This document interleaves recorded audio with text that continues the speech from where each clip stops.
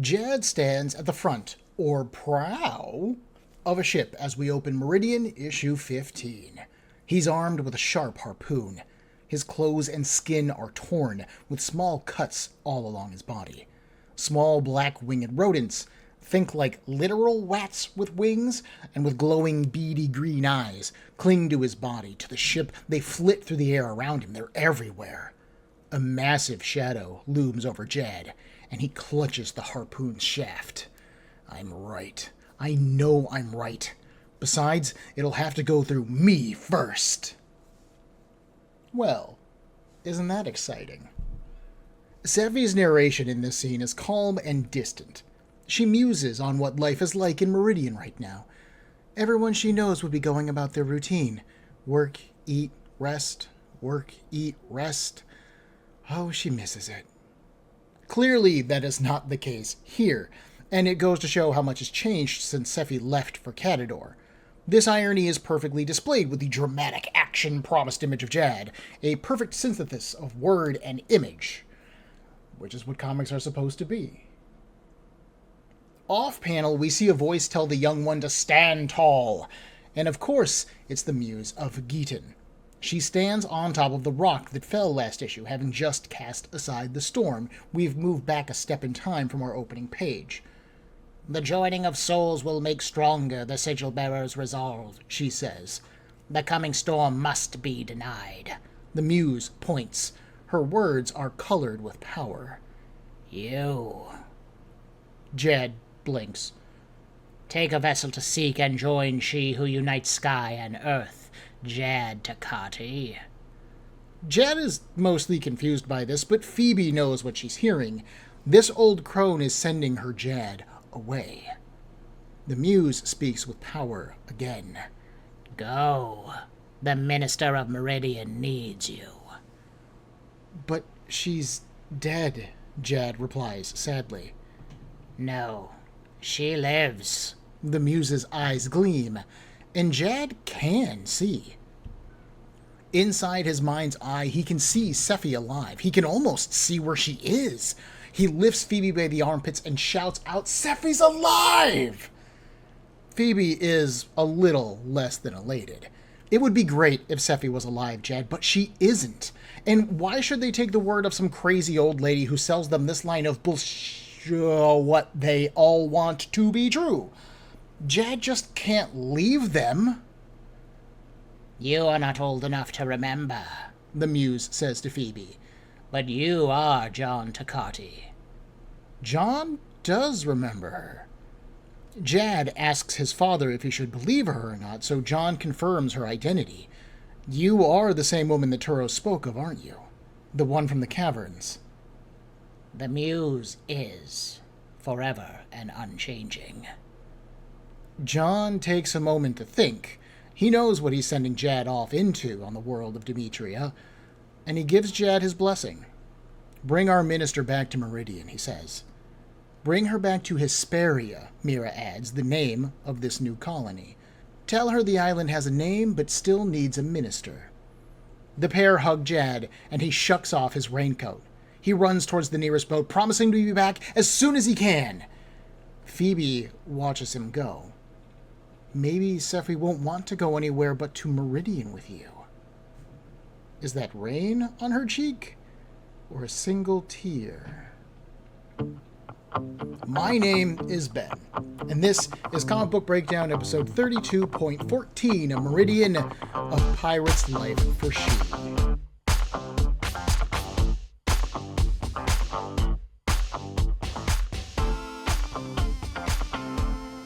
Kesel immediately shifts us over to Sephie in our story, who tells her crew that they're going to Mossentalk.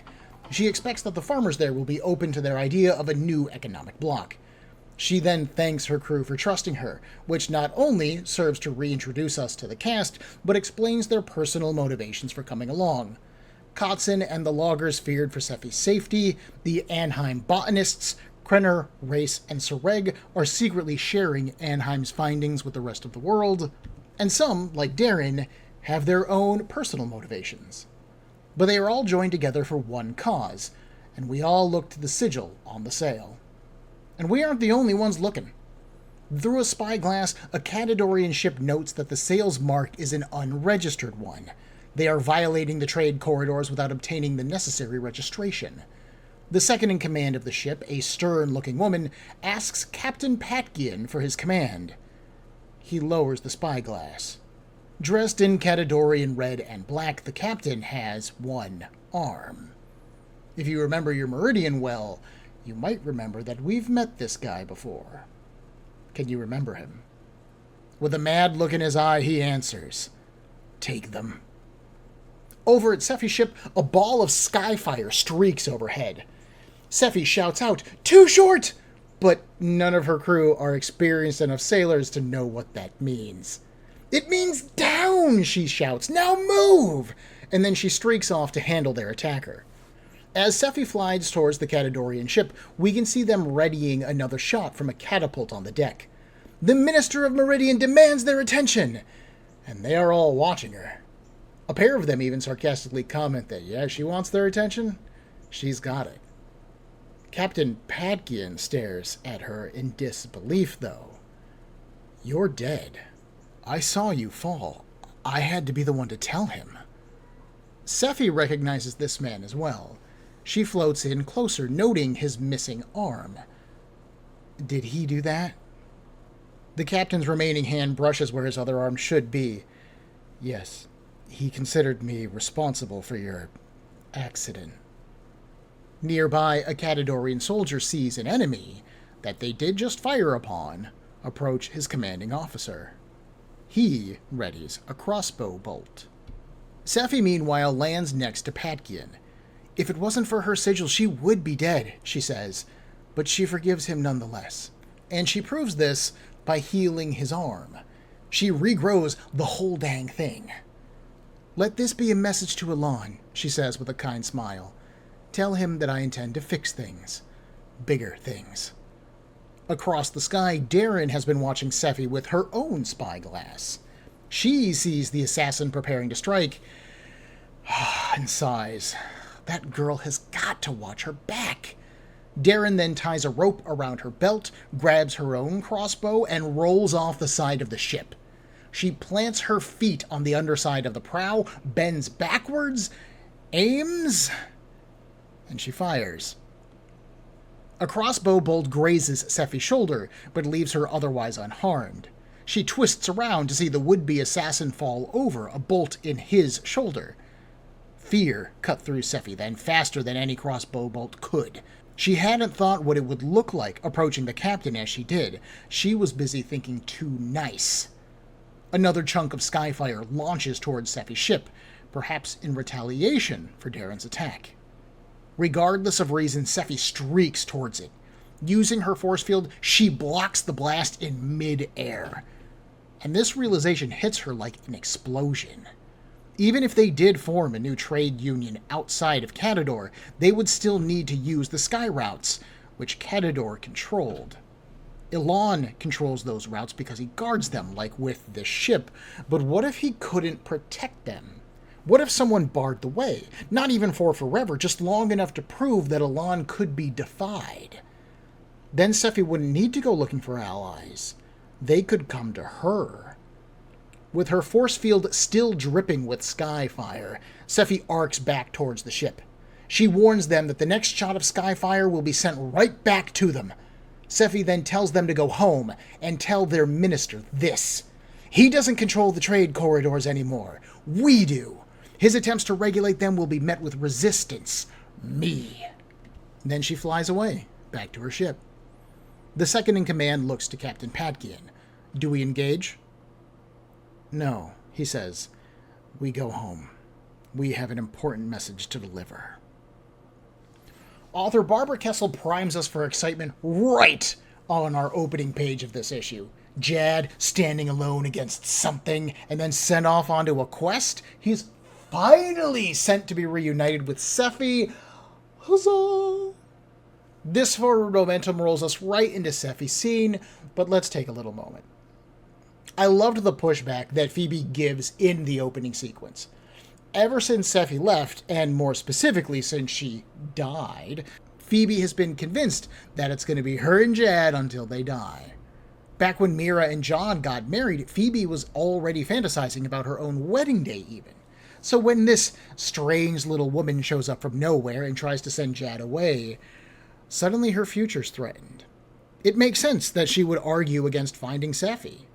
I would also like to remind y'all that the Meridianites, or I suppose the Hesperians now, have no idea what Sephie or Elan can do with their sigils. They don't know that Sephie can heal herself or others. They don't know that she can fly. As far as they're concerned, it makes perfect sense that someone who fell from a ship should be dead. There is absolutely no reason for them to believe the Muse here when she says that Sephie is alive. This is part of the reason, I believe, why Kesel gave us that shocking display of power last issue when she dispelled the storm. It not only demonstrated a power to the Hesperians, but it drew all eyes to her, including those of John, the only person on this island who might recognize her. And sure, she also used her orange powers to push Jad, right? I'm not saying that that isn't a thing that didn't happen, but that's why this moment was built that way. Plus, it's pretty cool. During the scene with Sephie and Patkian, I'm actually surprised at how fast-paced this moment was. I remembered this encounter, although only in the vaguest of terms, and it's interesting because you can see Kesel start this issue off like in second gear, right, with that Jad page, and then she drops it back into first for the Muse scene, and then she stays in first for Sephie's introduction, and then revs it up into second and third gear real quick with this sequence. The things I like best here, of course, are the nods to continuity. Sephie shouting "too short" when they're fired upon, and the second appearance of Patkian. Back in issue 11, we saw Jad and Phoebe navigate the stone field that surrounds the island of Hesperia, and we were taught the ways that ships communicate direction in 3D space over long distances. A short ring of the ship's bell for vertical, a long ring for horizontal, along with direction, and then multiple rings for distance. For Sephie, this command is second nature. She grew up around shipyards and sailors. She has flown ships by herself, but her crew is all made of landlubbers. Thankfully for them, Sephie has superpowers, but that kind of ignorance in the long-term story of this conflict could get them killed.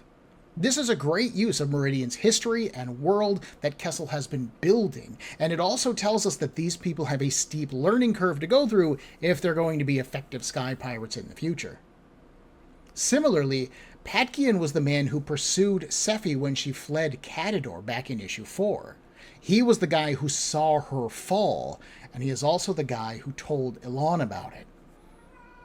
Having his arm destroyed, I guess, I don't want to say that it was like cut off, it seems like it was actually destroyed, was the cost of his failure. And here he is again. These two bits of history are the kind of storytelling that help make Demetria feel real, as if it has history and weight to it outside of what we are being shown immediately on the panel. Patkian, clearly, is no longer stationed at the comfort of Cadador, close to home and the splendor that it represents. He's out on the road, floating around the cavern, so it feels a little bit to me like he was probably banished for his failure, clearly not knocked down in the hierarchy, but gotten out from the core of where everything is. And as a person, he just looks a little bit more worn, a little bit more harried. So maybe Patkian didn't get demoted, but it certainly feels like he was punished beyond losing his arm. The familiarity between them also is what allows Sephie to get in close, where any other ship might have just attacked her. Along with her kindness in restoring his arm, this is what earns her message a trip home. And I can't help but fear for Captain Patkian, given Elan's recent tendencies, and the fact that he's going to be bringing home some more bad news. We also have the assassin attack. Sephie's narration says that she thinks that the assassin thought she was attacking the captain, and she didn't understand that perspective at the time in the moment. And honestly, I don't either. This moment feels less like that soldier making a mistake in reading the situation, and more like that soldier just wanting to kill a threat to Cadador in general. Sephie was not threatening. Captain Patkian at the time. And but she is clearly acting outside of the law. She has powers that are beyond that of normal people, and that could, and I would think should, scare some people. In another comic book universe, Sephie's a mutant, right?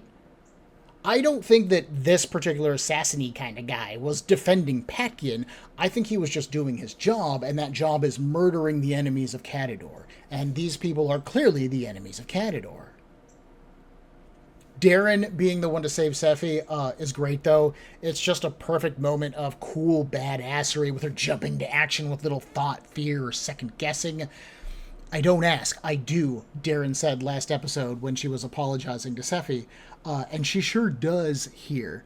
And of course, it just looks cool as well. It's an intimidating, fantastic moment. It's the kind of risk that a Daredevil character would take. Like, you could see, like, Han Solo doing this kind of thing. Darren doesn't have powers. If she falls off that ship, she falls off that ship. Maybe Sephie catches her. But it's cool to see her take that level of risk with cool, calm, composed competency. Oh, and then we've got the biggest takeaway from this moment, of course. Dun dun da dun dun da dun dun da dun dun dun da dun dun da dun dun da dun. Sephie's become a pirate. On Cadador, a burst of crimson light returns Ro, Elan, and Risha to home. Ro says that he is to be exiled here by order of Ingra, so before he gets on with that bit of business, is there anything else that Minister Elan needs of him? Elan needs several things from him, actually, and he knows that Ro will do them because they both know what will happen if he doesn't. Elan lets a hand linger near Ro, glowing with energy, and the big man shies away from the touch. But Elan doesn't drain him. No, he wants the man to oversee a reconstruction project that he's been neglecting. Meridian. Risha wants to know what her job is, and Elan actually appoints her to be minister in his absence. He'll be traveling in order to do his work, and that means leaving Cadador to a mind that he can trust. His trip to Elysia was illuminating. Elan plans to return to it one day, to rule it. But first he must bring Demetria to heal. And, to control Demetria, he must first finish bringing its most basic island in line. His home island of Meridian. Finally, we are back around to that idea. When Sephie escaped Cadador, she saw that Elan's private island, birthed alongside Cadador, was shaped like Meridian. But gone was its natural beauty, its trees and rivers and waterfalls. Instead, it had been replaced by ostentatious palace. Sephie guessed that this wasn't some really advanced form of homesickness on the part of Elan. This island is a vision of what Elan planned to do to Meridian if he ever got control of it. But he has been pretty busy since that moment, visiting Acacia, coaching Risha, hanging out with Ro Rustain, taking road trips to the gods. I think it's about time that he got back to some down to Demetria-style evil. Back on Hesperia, Phoebe interrupts the ship preparations of Jad, Zuka, and her boyfriend, Isago. They are all surprised to see her volunteer to come along on the trip. Her last flight wasn't exactly comfortable, but she is dead set on going with them. She wants to be there when they find Sephie. Well, okay. Jad warns her that the trip out from Hesperia is just as bad as the trip in, but if she wants to come along, it's fine with him. As the ship is put out to the winds, we see the small, black, winged things from the start of the comic. They flit about the ship like birds, darting around in big flocks. Zuka notices that one of them lands on the outer railing of their ship. Then another lands. And another. Nervous Phoebe warns Zuka not to touch it. It might bite, and a shadow passes over the boat. Millions of these things suddenly swarm the ship, their flight panicked, desperate. Isago shouts that they're running from something! He then grabs a lantern and starts swinging it wide, using its blunt impact and flame to drive off what animals he can. But whatever is chasing them, it swoops by, and the crew barely catches a glimpse. As the animals clear, Jad sees the hunter, and his face drops. He curses. Stars above. Jad goes into motion. They've lost safety ropes and sails to the claws and teeth of these little animals. They're not maneuverable enough to loop around and throw off the extra weight that they've added, so their only option is to head back at whatever's chasing them. Zuka wisely questions this idea, but Jad is sure that it is the right thing to do. They'll let the monster scare off the vermin, and then he'll scare off the monster. Jad unlatches the harpoon from the deck. He plants his feet and braces himself. Closing in on them is a massive winged beast. It looks, the closest I can come in Earth terms, like a skinny, starved wolf. That's the closest animal comparison I have. It has beady green eyes and 2 long whip-like ears. Feathered wings jut from its shoulders, beating the air beneath them. A long, loping tail drags behind it, and 4 sharp claws, each one as big as Jad's torso, close in on their ship. Jad whispers to himself, "I hope I'm right." Sephie narrates over this moment. She says that the, quote, will of a people can often be summed up in one statement of confidence, end quote. This is a reference to Jad's final line, clearly. Sephie has 1 small ship, a mismatched crew, and just her sigil to hold the line against all of Cadador and its forces. But no one questioned whether or not they would be successful. In Sephie's heart, though, she's worried. Could their tiny endeavor topple Cadador? She was risking people's lives by trying. And she says, "I hope I'm right." And that's a great cliffhanger to end this issue on. It's exciting. I'm glad to see Jad on the move again. This is a man of action, and he has not been getting a lot of action, other than maybe with Phoebe. And with Phoebe tagging along, any reunion that we get with Sephie is just going to be filled with drama. So this promises a lot, and I'm fine with that. I do want to take a moment to talk about artist Steve McNiven for a second. It's been a minute since we really commented on the art here in Meridian, and he is still on the book, no worries there. This particular issue, though, feels so different from the issues that came before. McNiven feels like he's leveled up, going from issue 14 to issue 15. This issue is so much more detailed. It's got lots of dynamic splash pages, allowing McNiven to flex his design sense. He's got combat sequences, and there's a lot of people in this issue. Meridian has always had a fairly animated feel, but that vibe is somehow enhanced here. Maybe it's the bright blue sky and all of the aerial combat that makes the book feel brighter, which makes it feel more like an animated adventure. Maybe it's the start of Sephie's rebellion actually kicking off. We're no longer building up to this. It's beginning to happen.